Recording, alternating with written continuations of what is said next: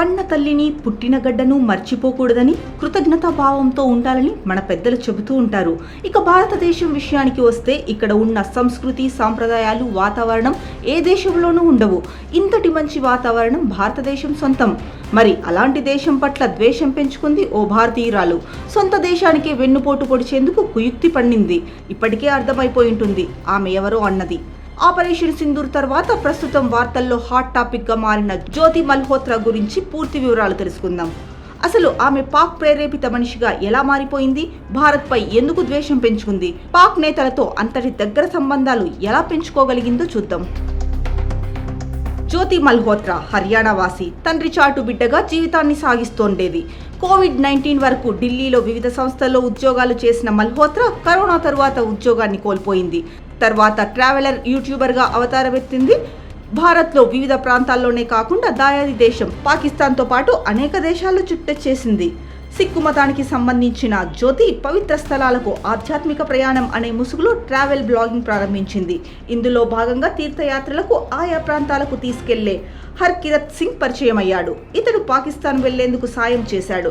అయితే పాకిస్తాన్లో జరిగే సిక్కు మత పండుగ వైశాఖి ఉత్సవానికి వెళ్లేందుకు జ్యోతి మల్హోత్రాకు అనుమతి దొరకలేదు. ఆ సమయంలోనే ఢిల్లీలోని పాక్ రాయబార కార్యాలయంలో పనిచేసే డానిష్కు జ్యోతి మల్హోత్రాను హర్కిరత్ సింగ్ పరిచయం చేశాడు. అలా డానిష్తో జ్యోతి మల్హోత్రాకు దగ్గర సంబంధాలు ఏర్పడ్డాయి.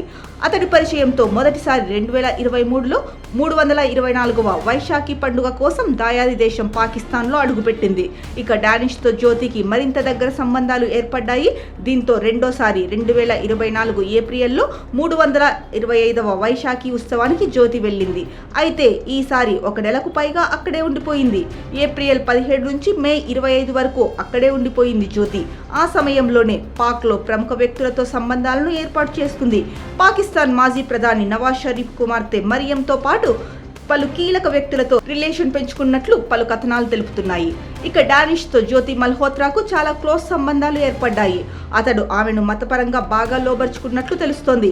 భారత్పై ద్వేషం పెంచుకునేలా, పాకిస్తాన్పై మమకారం పెంచుకునేలా ప్రేరేపించినట్లుగా సమాచారం. ఆమె నడిపిస్తున్న యూట్యూబ్ ఛానల్ ట్రావెల్ విత్ జోలో దాదాపు 450 వీడియోలు ఉన్నాయి. అందులో ఎక్కువగా పాకిస్తాన్కు అనుకూలంగా ఉన్న వీడియోలే ఉన్నాయి. ఇక దాయాది దేశాన్ని ఒక రేంజ్లో కీర్తించే విధంగా మారిపోయింది జ్యోతి. ఇక పూర్తిగా ఆమె పాకిస్తాన్ ప్రేమికురాలిగా మారిపోయింది. ఎంతగా అంటే ఇటీవల పెహల్గాం ఉగ్రదాడి జరిగి 26 మంది చనిపోయారు. కొత్తగా పెళ్లైన మహిళలతో పాటు అనేక మంది మహిళలు తమ భర్తలను పోగొట్టుకున్నారు. దేశమంతా దుఃఖంలో మునిగిపోయింది. పెహల్గాం ఉగ్రఘటన తర్వాత భారత్ పాకిస్తాన్ పట్ల కఠిన నిర్ణయాలు తీసుకుంది. ఈ నిర్ణయాలను ఆమె తప్పుపడుతూ సోషల్ మీడియాలో పోస్టులు పెట్టింది. భారత్కు వ్యతిరేకంగా పాక్కు అనుకూలమైన వ్యాఖ్యలు చేస్తూ కీలక పోస్టులు పెట్టింది.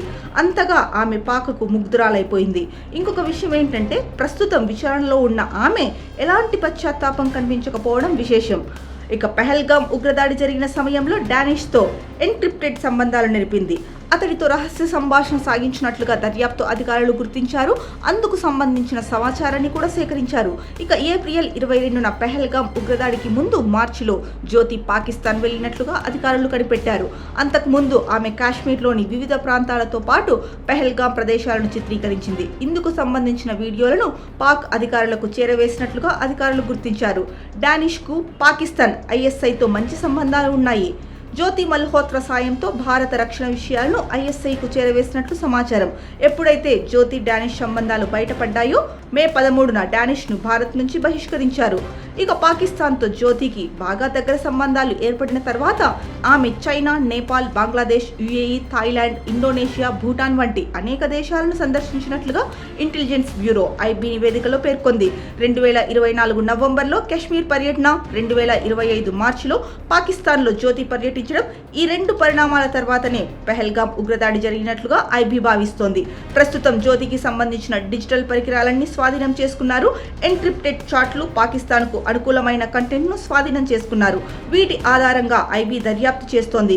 విచారణలో విస్తుపోయే విషయాలు వెలుగులోకి వస్తున్నట్లు జాతీయ మీడియా కథనాలు చెబుతున్నాయి. ఇక జ్యోతి మల్హోత్రాను శనివారం అరెస్ట్ చేయగా న్యాయస్థానం ఆమెను 5 రోజుల కస్టడీకి ఇచ్చింది. దీంతో అధికారులు వివిధ కోణాల్లో విచారణ చేపట్టారు. ఈ విచారణలో ఆమె చాలా కూల్గా ఉన్నట్లు నివేదికలు అందుతున్నాయి. ఇక ఆమెకు సంబంధించిన వీడియోలను పరిశీలించిన అధికారులు విస్తుపోయే విషయాలను తెలుసుకున్నారు. పాకిస్తాన్లో ఆమె చాలా ఫ్రీగా మసులుకుంది. అక్కడి మనుషులతో చాలా దగ్గర సంబంధాలు పెట్టుకుంది. వివిధ అధికారులను కూడా పరిచయం చేసుకుంది. ఇక ముందుగా చెప్పుకున్నట్లు డానిష్తో అయితే ఆమె ముఖంలో ముఖం పెట్టి మాట్లాడే అంత చనువు కలిగి ఉంది. ఇద్దరు నవ్వుతూ కనిపించిన వీడియోలు కూడా ఉన్నాయి. ఇక జ్యోతి మల్హోత్రా పాకిస్తాన్ గుప్పెట్లో ఒక పావుగా మారిపోయినట్లుగా పోలీసులు గుర్తించారు. అలాగే ఆమె ఆర్థిక లావాదేవీలు, ప్రయాణ వివరాలు రాబడుతున్నారు. ఇక ఆపరేషన్ సింధూర్ చేపట్టిన సమయంలో పాకిస్తాన్ అధికారులతో సంప్రదింపులు జరిపినట్లు గుర్తించారు. డానిష్తో ఉన్న సంబంధాల నేపథ్యంలోనే ఆమె పాకిస్తాన్లో అన్ని ప్రదేశాలకు స్వేచ్ఛగా తిరిగినట్లుగా కనిపెట్టారు. విచారణలో కూడా ఆమె ఈ విషయాన్ని అంగీకరించినట్లు నివేదికలు పేర్కొంటున్నాయి. డానిష్ కారణంగా పాకిస్తాన్లో పలుచోట్ల జ్యోతికి వీఐపీ ట్రీట్మెంట్ జరిగినట్లుగా గుర్తించారు. అంతేకాకుండా పలుచోట్ల పోలీసులు కూడా భద్రత కల్పించారంటే ఆమె పాకిస్తాన్కు ఎంత దగ్గర అయ్యిందో వేరే చెప్పనక్కర్లేదు. ఈ ఏడాది ఢిల్లీలో జరిగిన ఇఫ్తార్ విందుకు పాక్ హై కమిషన్ జ్యోతికి ప్రత్యేక ఆహ్వానం పంపించారంటే ఆమె రేంజ్ ఏ స్థాయిలో ఉందో ఊహించుకోవచ్చు. ఆమె లోపలికి వెళ్ళగానే డానిష్ చాలా ప్రత్యేకంగా ఆహ్వానించాడు. అనంతరం ఇద్దరు చాలా స్నేహపూర్వకంగా మాట్లాడుకున్నారు. ఇక జ్యోతితో సంబంధాలు ఉన్నవారంతా పాక్ జాతీయులతో సంబంధాలు కొనసాగించినట్లు హిసార్ పోలీస్ సూపరింటెండెంట్ శశాంక్ కుమార్ సావంత్ తెలిపారు. వీరందరికీ పాక్ అధికారులే స్పాన్సర్ చేసినట్లుగా కనిపెట్టారు.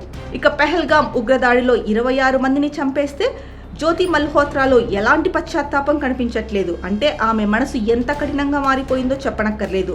ఇక పెహల్గాం వీడియోలను జ్యోతిని పాకిస్తాన్ ISIకి చేరవేసినట్లుగా గుర్తించారు.